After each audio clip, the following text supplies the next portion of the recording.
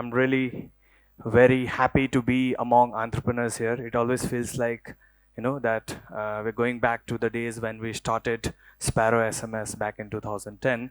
So today's topic is mostly focused on fintech, how fintechs are going to help us grow our economy and be an enabler. So before I jump into the topic, let me tell you what fintech is, because I've seen a lot of people uh, limiting the scope of fintech. A lot of people think that fintech means digital payments only. It's not that.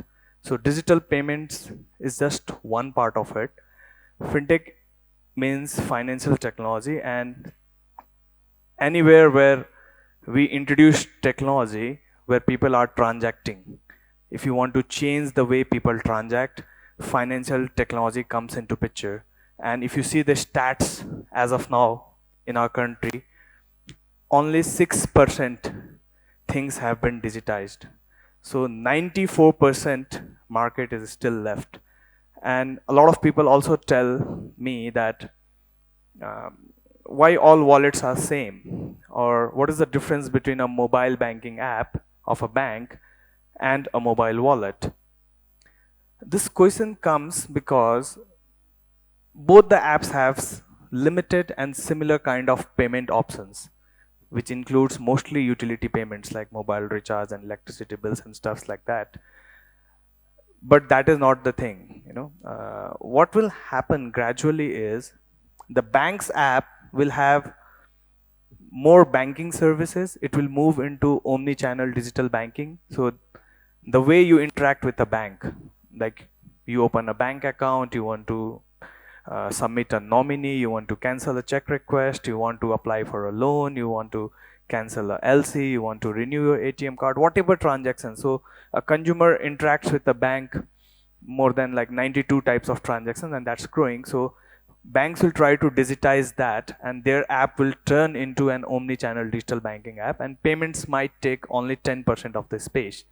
While mobile wallets like us, we will be into broader fintech companies, and our role, our job is now to collaborate with entrepreneurs like you and bring that 94% market, which is still in the informal economy, which is not digitized, bring that market into the digital economy, and then take things from offline to online, which means there's a big scope for you as entrepreneurs, and there's a big scope for fintechs. So see any sector, you see queues everywhere. We always say that we have a lot of problems in Nepal, which means there's a lot of opportunity for you to change that problem, to build solutions for that, and connect with fintechs like us to take those transactions online, right? And many a times we also say that why do we need so many wallets in the country? Why is Rashtra Bank giving licenses to so many? I say that it's wrong. Like, we should not stop anyone, and our fight is not with other wallets. Our fight is with the cash, right? And no any single wallet can disrupt every industry. 94% market, be it education, insurance, health, transport, travel, tourism, you name any industry, agriculture, agro. It's like not just digitization has not even started, be it government, right?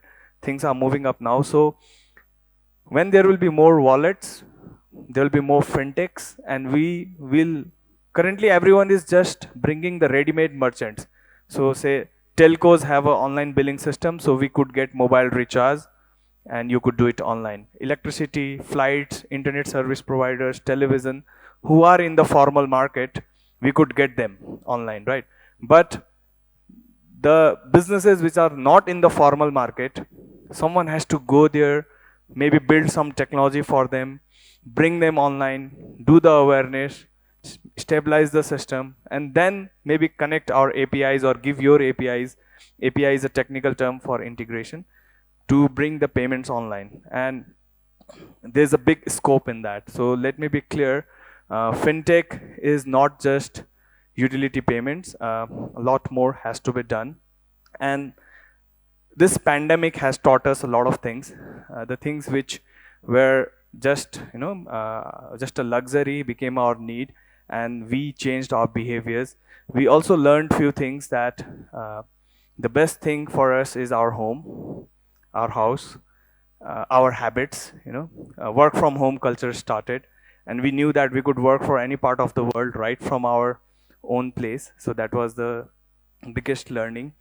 We learned that uh, our culture, our habit, be it doing namaste or be it having besar, is better than anything around the world. So this is one thing that we want in all the entrepreneurs, to value your own things.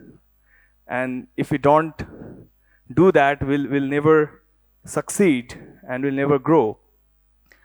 Uh, the problem is that I've been telling this in many forums, that right from our childhood, we were given wrong training. We were always told that Nepal is a poor country, which is wrong. Nepal is not a poor country, because globally there is one currency, and that is energy. And Nepal has that in abundance. Energy lies in natural resources and youths, and we have both of them.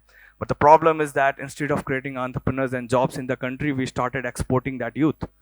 But now the pandemic has taught us to stay here in our country, and if we can build this thing, believe me, there is a lot of opportunity in Nepal. And if 94% market is virgin, it's still not digitized. We need support, we need to collaborate and bring that thing. And if you see any sector, like during pandemic, the education sector boomed, the e-learning thing. No one thought that their child could learn from home, be it in Humla or Jumla, because now they have good internet connection as well. So we have these learnings from pandemic. And when it comes to fintech, how things will change, it will change the behavior, how it will grow the economy. Currently we are dependent on banks, and that also in urban areas, because bank can't open branches in rural areas where population density is less, because it won't be economically feasible. And in Nepal we have our mobile penetration very high. The smartphone penetration is like, it has increased from 40 to 60%. I think it was 40% earlier. And the internet penetration has also increased. So we can reach every house with the mobile phone. And then in a topography like Nepal, we have to leverage that and bring banking to every house. Now, before that, how we used to work? We worked only 8 hours. The banks worked only 8 hours. And if there's a holiday, like if it is a Saturday, Sunday morning, there's a long queue in the bank. For everything, you'll have to, wait and spend your time there. And a lot of productive work hours were lost for this country.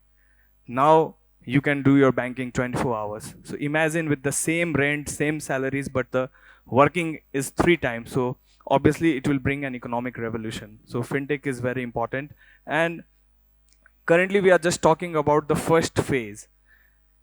The future will be different, where currently the banking is all collateral based in Nepal.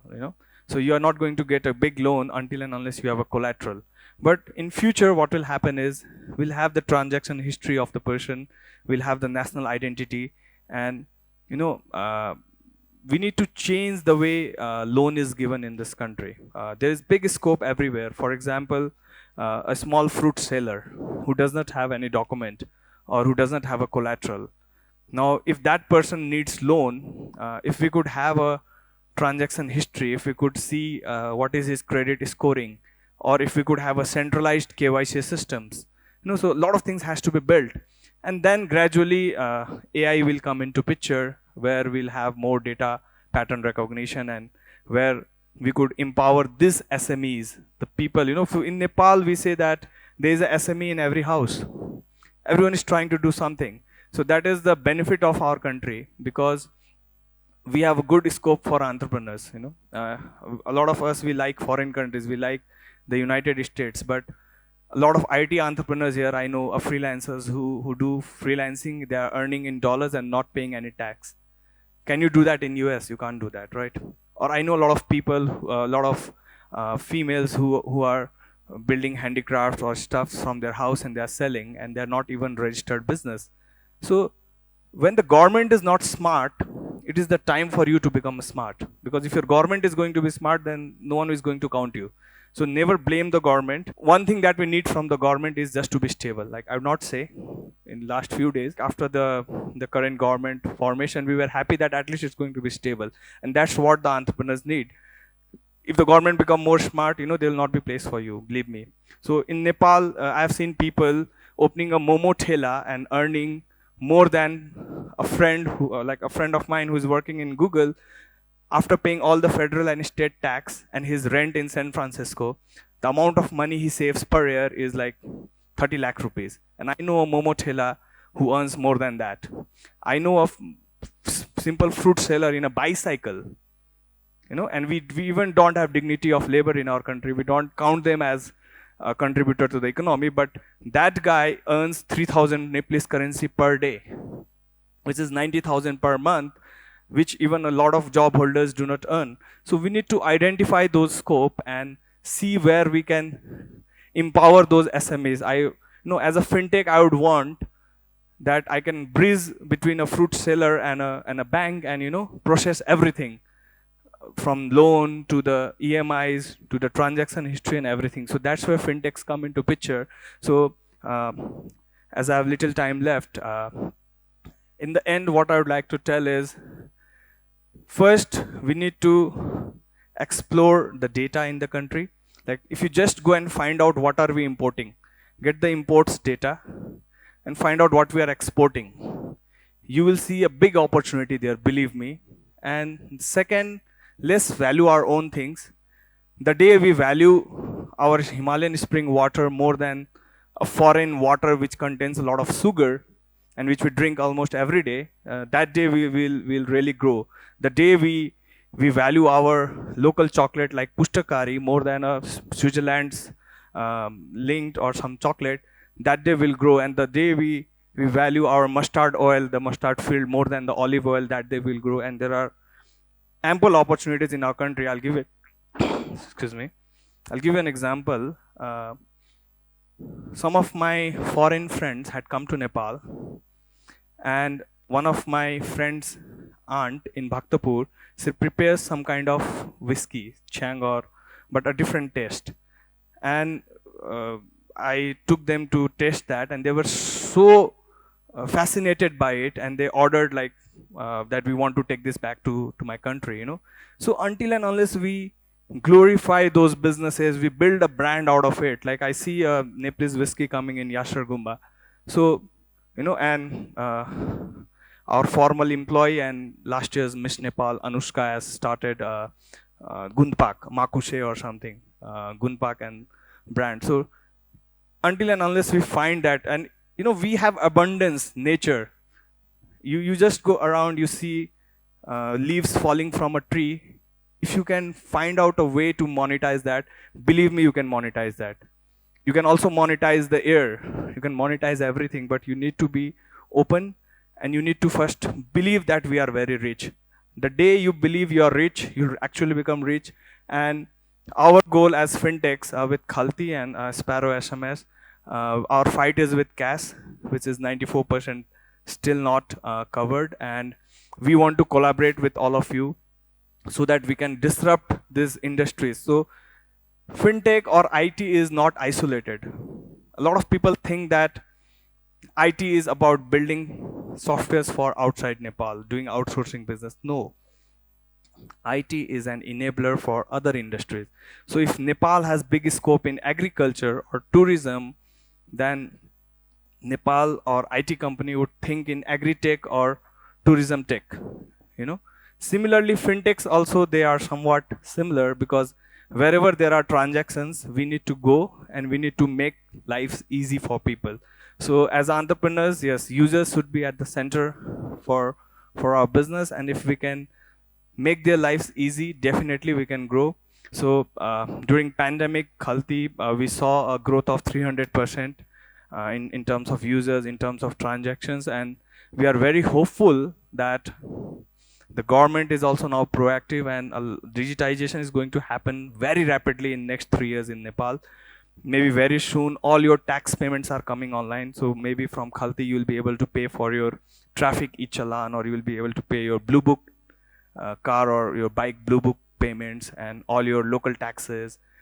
will be there. Once that happens, a million users will come into this formal economy, and gradually other things are also happening. So this is the right time. And one big problem that we have in our country that we always say is lack of transparency and a lot of corruption. The only way to actually minimize it through leveraging technology. So if when the payments go online, when the government payments go online, you don't have to pay or incentivize anyone, be it a peon or a hakim. You don't have to do that because you could do it online. You know, when we digitize these things, either we are going to save your time or we are going to save your money. For example, anything that takes you 2 or 3 hours in a bank, and if we are not able to digitize end to end, what we could do is we could digitize 50%, 60%, or 80% of it. So you could sit back at your home at your own timing, maybe 11 p.m., complete the 70-80% process, and then you go to bank just for the remaining 1 hour or 30 minutes or 10 minutes work, while it took half a day or 3 hours earlier. So maybe because of compliance requirements or others. So fintechs is not just as I said, it's not just utilities. I would request everyone to broaden their mind.